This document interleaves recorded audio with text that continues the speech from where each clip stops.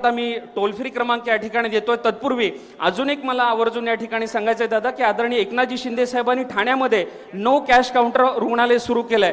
धर्मवीर आनंद दिघे साहेबांच्या नावे आणि आपल्या मातोश्री गंगूबाई संभाजी शिंदे यांच्या नावे ठाण्यामध्ये महाराष्ट्रामध्ये पहिलं 2 नो कॅश काउंटर रुग्णालयामध्ये सुरू झाली आहेत. आमच्या ठाण्यामध्ये जर कोणीही तुम्ही आला, फक्त आधार कार्ड आणि राशन कार्ड पिवळं किंवा केशरी असणं गरजेचं आहे. त्याची दादा स्ट्रेस टेस्ट फ्री आहे, ECG फ्री आहे, टूडिको फ्री आहे, अँजिओप्लास्टी फ्री आहे, बायपास फ्री आहे, वॉल रिप्लेसमेंट फ्री आहे, त्याचं राहणं जेवण फ्री आहे आणि त्याच्यासोबत जो एखादा नागरिक त्याचा अटेंडंट जो येईल त्याचा नातेवाईक त्याचं देखील राहणं जेवण फ्री आहे. अशा पद्धतीची एक व्यवस्था आदरणीय शिंदे साहेबांनी धर्मवीर आनंद दिघे साहेबांच्या नावे केली आहे. एवढंच करून ते थांबले नाहीत, तर मातोश्री गंगूबाई संभाजी शिंदे त्यांच्या आईचं निधन देखील अशाच आजारपणामुळे झालं होतं, तर त्यांच्या नावे देखील आदरणीय एकनाथजी शिंदे साहेबांनी एक सुसज्ज असं रुग्णालय उभं केलंय.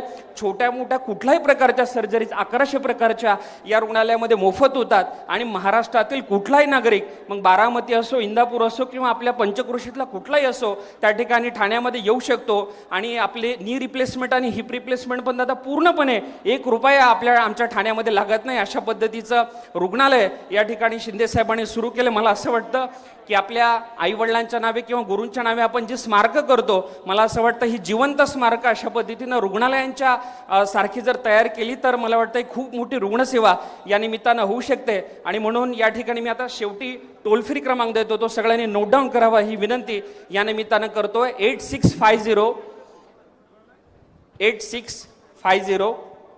567 मराठीमध्ये सांगतो.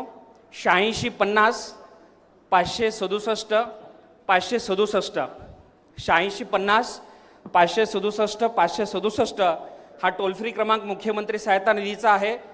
या क्रमांकावर जर तुम्ही डायल केला तर एकाच वेळी एवढ्या लोकांनी जर डायल केला तर तो हँग होऊन जाईल. थोड्या वेळाने करा.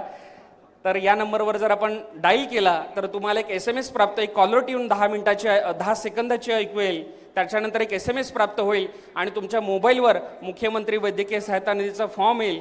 आणि हा मला असं वाटतं की आपल्या नातेवाईकांपर्यंत, लोकांपर्यंत, गावागावात जर ही माहिती गेली तर मला वाटतं एकही रुग्ण हा रुग्णसेवेपासून वंचित राहणार नाही. मध्ये दादा एक बातमी दैनिक सकाळनं प्रकाशित केली होती की गेल्या 11 महिन्यामध्ये सर्वाधिक मदत कुठल्या आमदाराने नेली, तर राष्ट्रवादी काँग्रेसच्या आमदाराचाच पहिला क्रमांक आहे निलेश लंके यांचा आणि त्यानंतर दुसरा क्रमांक आहे तो दत्तामामा भरणे यांचा.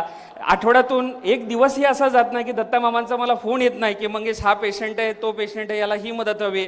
आता येता पण भूषण सुरे मला एक पोस्ट दाखवत होता, तुम्ही मुख्यमंत्री महोदयांचा मुख्यमंत्री सहायता निधीचे आभार मानल्याचे. मला वाटतं की ही योजना जातपात पंथ पक्ष न बघता मला वाटतं फक्त आपण रुग्णसेवा म्हणून जर काम केलं तरी खूप मोठं काम दादा या निमित्तानं संपूर्ण महाराष्ट्रामध्ये उभं राहू शकतं. पुन्हा एकदा या ठिकाणी मला बोलण्याची संधी दिली त्याबद्दल सनी देवकाते, नाना या सगळ्यांचं मी मनापासून आभार मानतो. जय हिंद, जय महाराष्ट्र. धन्यवाद साहेब. खऱ्या अर्थानं या कार्यक्रमाच्या निमित्तानं मुख्यमंत्री सहाय्यता निधी कक्षातून कोणकोणत्या योजना आणि कशा पद्धतीनं मदत मिळू शकते या संदर्भात आपण सविस्तर माहिती दिलीत. यानंतर